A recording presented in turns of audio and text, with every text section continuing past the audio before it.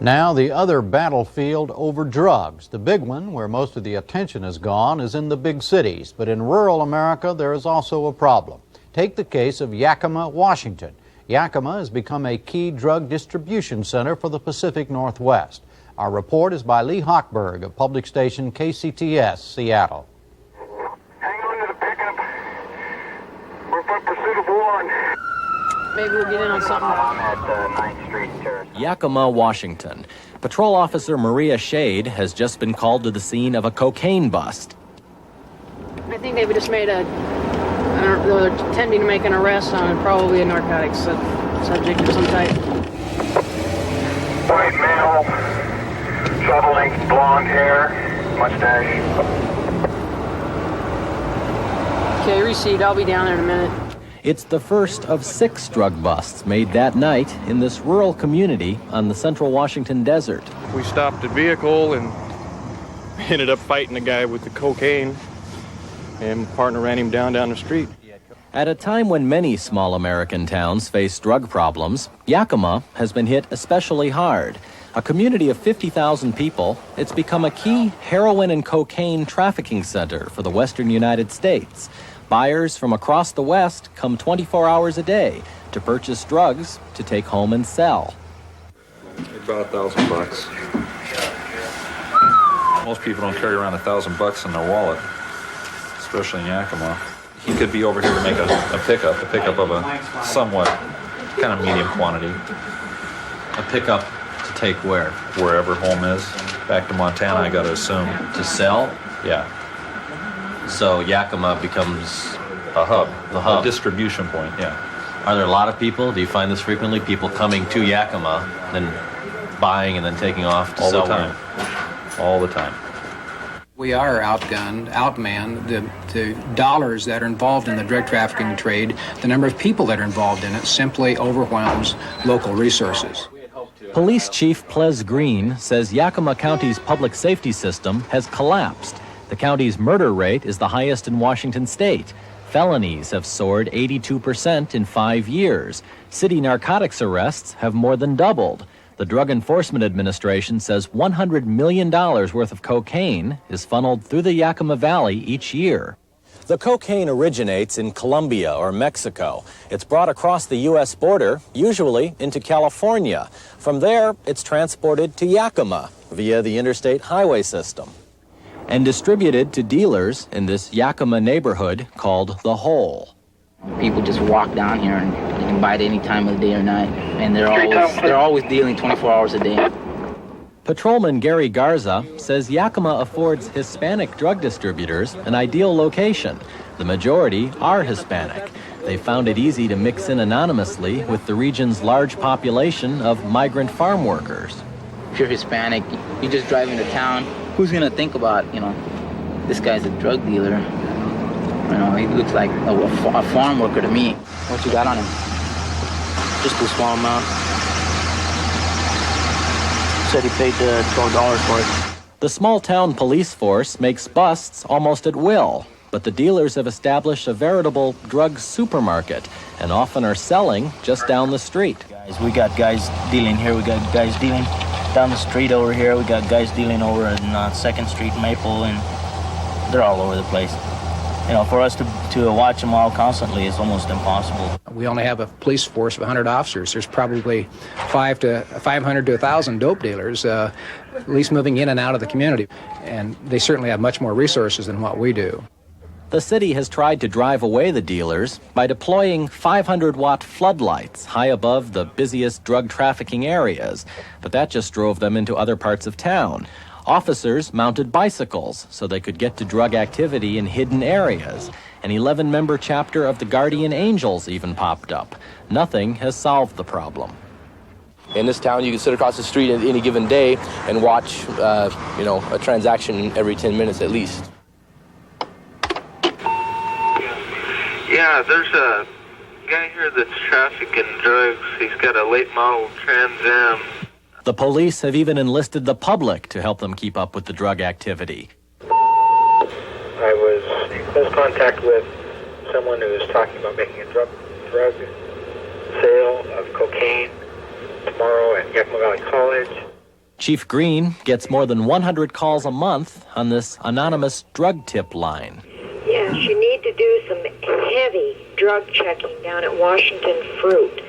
We're being buried, you know. That's the local law enforcement, the police, the prosecutors, the courts are just being buried in drug cases. For 3 hours every weekday morning, County Prosecutor Jeff Sullivan parades accused drug traffickers from their jail cells into the Yakima County Superior Court. First count is possession of a controlled substance with intent to deliver. I'm going to have to quit filing felony offenses, good felony charges, because we just don't have the people to process them. Either prosecutors, we don't have enough judges, we don't have enough defense attorneys.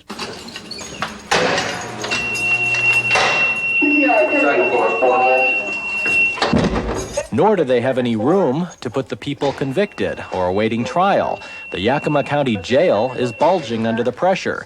It was built to accommodate 300 prisoners. Already, more than 400 are filling up the cells and sleeping on the floors. This place essentially right now is a powder keg.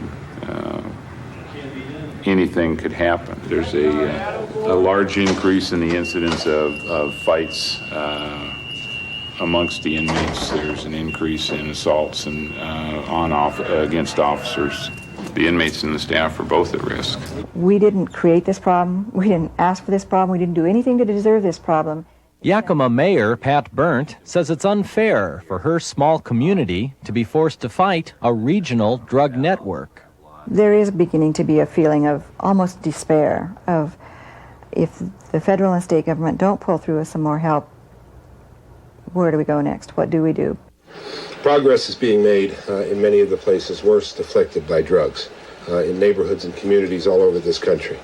In January, city leaders gathered around a television set in the City Hall basement to watch the administration's policy address on drugs. Drug czar William Bennett had recently visited Yakima, and Yakima's leaders hoped that might translate into federal help. They were jolted when Bennett announced new federal money would be directed not to Yakima, but to larger cities. The administration has designated the following areas of the country as high-intensity drug trafficking areas. They are New York, Miami, Houston, Los Angeles, and the southwest border. This means concentrated federal law enforcement assistance, hundreds of additional DEA and FBI agents. I don't know the logic behind why they did it. We felt when Mr. Bennett left Yakima that he really did understand and was somewhat overwhelmed by the magnitude of our problem. We are spending 42% of our general budget on law enforcement. Where's their 42%? How much of the total federal budget is really going into this so-called war? The fact is, if we don't get some help, we are not going. Crime will be rampant. I mean, it is already. We're number one in Part 1 crimes in the damn state already. We have the highest homicide rate per capita in the state. We have one of the highest filing and felony rates. All of it directly related to the drug problem. And if we don't get some help, it's only going to get worse. Bruce, this is Dr. Doug Corcoran. I'm calling from Yakima, Washington. Hi, you called earlier today about our recruiting efforts here in Yakima. As the drug crisis gets worse, it's thrashing the local economy.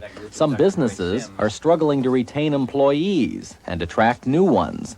Dr. Doug Corcoran has practiced in Yakima 23 years. We've lost several doctors. I've had one young doctor leave Yakima, and certainly one of the factors why he left, he was from a small town in Iowa. One of the reasons he left was because he and his wife were worried about the evolving drug scene here. Corcoran says he spent more than $5,000 just to lure prospective physicians to town. We've had some drug problems here, just like a lot of communities have, but we have a lot of migrants here who have brought, this is kind of a distribution center, you know, so you'll hear about that, but... In addition to the doctors that I understand they're having difficulty recruiting, and one of the city people we know that we lost because of it, we've felt some impact in our tourism business. There were some conventions and meetings and so forth where people thought maybe they should go someplace else, maybe it wasn't safe to come to Yakima. With police efforts falling short and the federal government unwilling to help, Yakima's leaders are trying to at least distract the community's young people from the easy drug money available on the streets. But you guys make sure you stick to your man. Teamwork! Money for youth programs, though, is tight in this small agricultural town.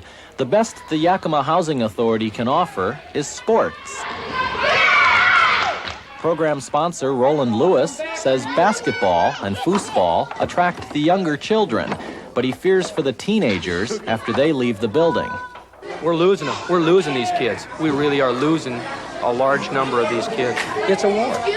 And I'm not sure we're winning. In fact, I don't think we are. Some frustrated Yakima residents say unless there's some unforeseen source of help, they're going to try to scare the dealers away themselves. Sometimes when they're out back and they don't want to leave, I'd walk out there with the shotgun, just open and unloaded to make my point if I had to, and that usually worked pretty good. If we don't get resources in this community, we're going to be looking in the next 3 to 5 years at vigilantism. Citizen frustration is continuing to grow. And all this put together is making for a community that just doesn't know what to do next. Yakima's civic leaders say it will take $20 million to wage their drug war. They'll keep lobbying state and federal governments to get it.